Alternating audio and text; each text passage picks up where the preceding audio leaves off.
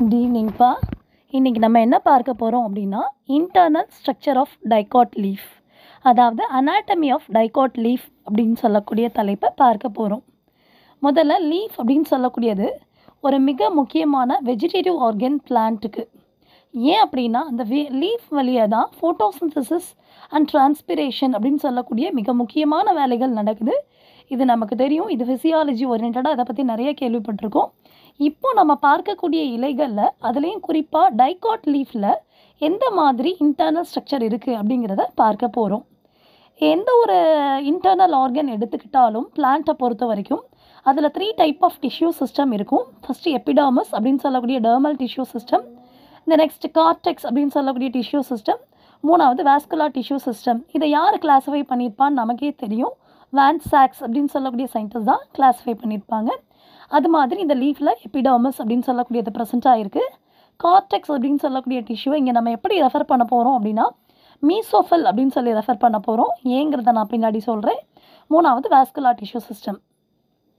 இப்போ இந்த dicot leaf அப்படின்னு சொன்னோன்னா டைகாட் லீஃபோட ஸ்பெஷலான கேரக்டர் என்ன அப்படின்னா இந்த டைகாட் லீஃப் அப்படின்னு சொல்லக்கூடியது Darcy ventral leaf. Darcy ventral என்னடா ஜுவாலஜிக்கல் டேர்ம் எல்லாம் இங்கே யூஸ் பண்ணுறோம் அப்படின்னு நினைக்கிறீங்க. ஜுவாலஜிக்கல் டேர்மில் டார்சல் அப்படின்னா முதுகு பகுதி, வென்ட்ரல் அப்படின்னா வயிற்று பகுதி அப்படின்னு சொல்லி கேள்விப்பட்டிருப்போம். இதே தான் இங்கே சொல்ல போகிறோம். அதாவது அடாக்சியல் சைட், அபாக்சியல் சைட் அப்படின்னு கூட சொல்லலாம். அதை தான் டார்சல் வென்ட்ரல்னு சொல்கிறோம். அப்படின்னா என்ன அர்த்தம்னா அப்பர் லோயர் அப்படின்னு சொல்லக்கூடிய வார்த்தைக்கு பதிலாக தான் டார்சி வென்ட்ரல் அப்படின்னு சொல்லி சொல்கிறோம். ஒரு இலையை எடுத்துக்கிட்டோன்னா இலையை நம்ம கையில் வச்சு பார்க்கும்போது அதோட மேல் பகுதி தெரியுது இல்லையா, அதான் டார்சல் சைடு, அதாவது அதோட முதுகு பகுதி. கீழே அடியில் இருக்கும் இல்லையா, அதுதான் வென்ட்ரல் சைடு. இப்படி 2 வித்தியாசமான சைட்ஸ் வந்து எதுக்கு இருக்கும் அப்படின்னா டைகாட் லீஃப்க்கு இருக்கும். அதாவது ஏன் அப்படின்னா அதில் இருக்கக்கூடிய டிஷ்யூஸ் எல்லாமே அங்கே வித்தியாசமாக இருக்கும். அதாவது அப்பரில் தனியாக இருக்கும், லோயரில் தனியாக இருக்கும். அதனால் இதுக்கு 2 வகையான எபிடர்மஸ் இருக்க போகுது. நம்ம ஸ்டெம்மில் ரூட்டில் பார்க்குறத விட ரொம்ப டிஃப்ரெண்ட்டாக லீஃப்னு சொல்லும்போது 2 வகையான எபிடர்மஸ் இருக்கும். அப்போ மேலே இருக்கக்கூடிய எபிடர்மஸ் அப்பர் எபிடர்மஸ் அப்படின்னும், கீழே இருக்கக்கூடிய எபிடர்மஸை லோயர் எபிடர்மஸ் அப்படின்னும் நம்ம சொல்ல போகிறோம். இந்த 2 வகையான எபிடர்மஸ் ப்ரெசென்ட் ஆகிருக்கு. எபிடர்மஸ் அப்படின்னா என்ன, அது எப்படி உருவாக்கப்பட்டிருக்கு? எப்பவும் போல் எபிடர்மஸ் அப்படின்னு சொல்லக்கூடியது சிங்கிள் லேயராக இருக்கக்கூடிய பேரல் ஷேப் பேரன்கைமா செல்ஸ்னால் உருவாக்கப்பட்டிருக்கும். அந்த பேரன்கைமா செல்ஸ் ரொம்ப காம்பேக்டாக வித்தவுட் இன்டர்செல்லுலார் ஸ்பேஸோட அரேஞ்ச் ஆகிருக்கும். இந்த எபிடர்மஸ்க்கு மேலே பார்த்தீங்கன்னா கியூட்டிக்கல் அப்படின்னு சொல்லக்கூடிய ஒரு லேயர் இருக்கும். கியூட்டிக்கல் அப்படின்னு சொல்லக்கூடியது கியூட்டின் அப்படின்னு சொல்லக்கூடிய ஒரு ஸ்பெஷலான புரதத்தினால் உருவாக்கப்பட்டிருக்கும். ஏன் அது ப்ரெசென்ட் ஆகிருக்கு அப்படின்னா அதாவது லீஃபோட வேலைகளில் மிக முக்கியமான வேலைன்னு டிரான்ஸ்பிரேஷனை சொன்னோம். அந்த டிரான்ஸ்பிரேஷனை கண்ட்ரோல் பண்ணுறதுக்காக இந்த கியூட்டிக்கல் அப்படின்னு சொல்லக்கூடிய லேயர் ப்ரெசென்ட் ஆகிருக்கும். அப்பர் எபிடர்மஸ் சைடில் கொஞ்சம் திக்கான கியூட்டிக்கலாகவும் லோயர் எபிடர்மஸ் சைடில் கொஞ்சம் தின்னான கியூட்டிக்கலாகவும் இருக்கும். ஏன்னா அதுதான் மேல் பகுதி, அது வழியாக தான் நிறைய டிரான்ஸ்பிரேஷன் வாட்டர் லாஸ் ஆகும் அப்படிங்கிறதுக்காக அதை கண்ட்ரோல் பண்ணுறதுக்காக அப்படி இருக்கும். அது போக இந்த எபிடர்மஸில் பார்த்தீங்கன்னா கண்ணுக்கு தெரியாத மைக்ரோஸ்கோப் மூலமாக பார்க்கக்கூடிய சின்ன சின்ன போர்ஸ், அதாவது துளைகள் ப்ரெசென்ட் ஆகிருக்கும். அதை தான் நம்ம என்ன சொல்கிறோம் அப்படின்னா ஸ்டொமேட்டா அப்படின்னு சொல்லி சொல்கிறோம். இந்த ஸ்டொமேட்டாவானது லோயர் எபிடர்மஸ் சைடில் ரொம்ப அதிகமாகவும் அப்பர் எபிடர்மஸ் சைடில் கொஞ்சம் குறைவாகவும் ப்ரெசென்ட் ஆகிருக்கும். இந்த ஸ்டொமேட்டா அப்படின்னா என்ன அர்த்தம் அப்படின்னா ஒரு பீன் ஷேப்டு ஓப்பனிங்ஸ், அந்த பீன் ஷேப்பில் இருக்கக்கூடிய காட் செல்ஸ்னால் வரக்கூடிய ஒரு ஓப்பனிங்ஸ் தான் ஸ்டொமேட்டான்னு சொல்கிறோம்.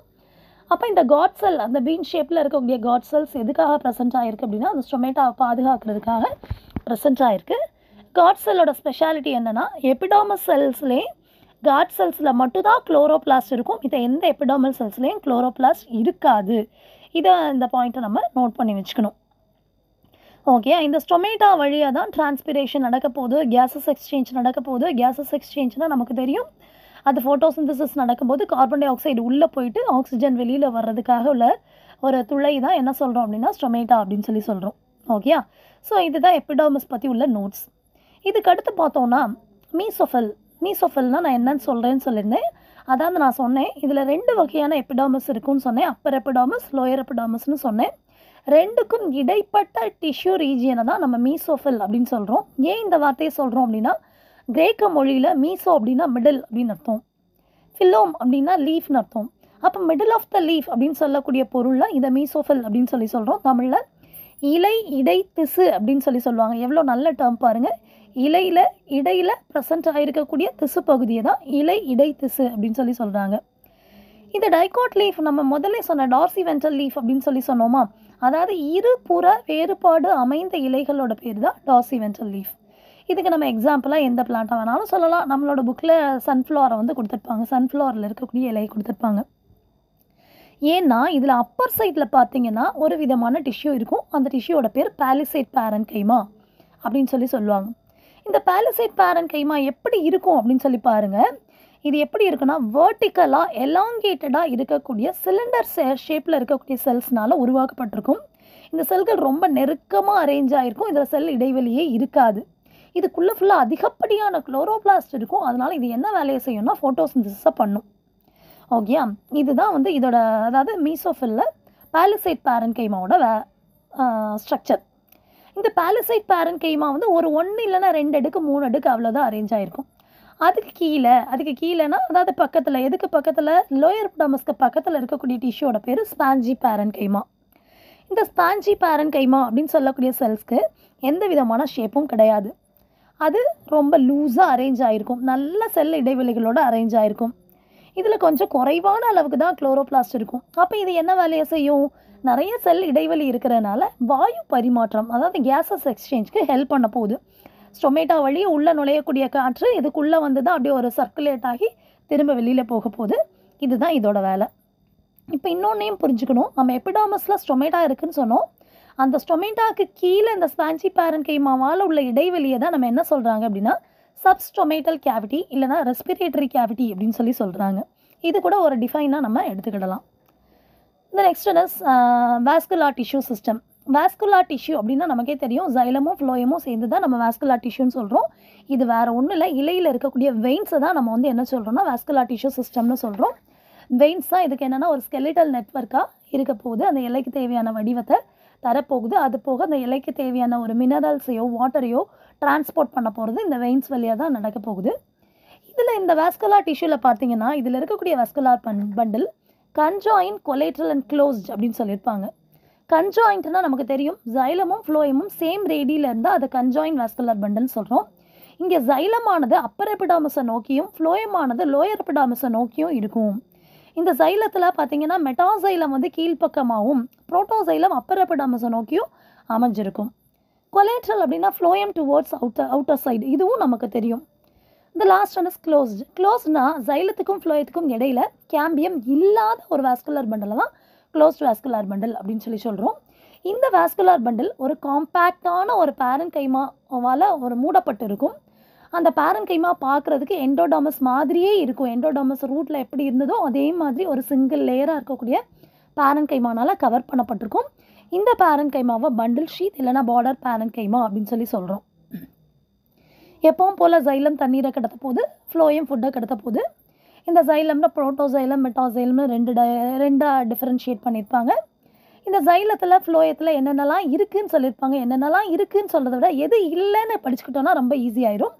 ஜைலம் எலமெண்ட்ஸில் ஃபைபர் மட்டும் லீஃபில் கிடையாதுங்க.